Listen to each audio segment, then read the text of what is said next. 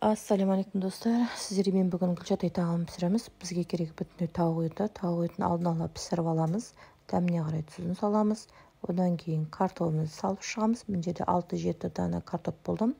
Және бөлек суға жұмыртқамызды пісіріп аламыз. Бізге керек лечо және корнишон қиярым. Барлығын осылай тағамызға салып дайындап болғаннан кейін қайнап тұрған сорпасына дүкендегі арзу болды менде.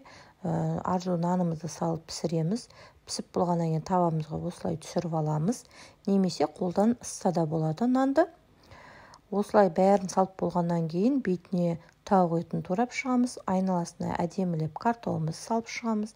Бұл жерде менде корнишон қияры үлкендеу болғасын орталарынан бөліп шықтым.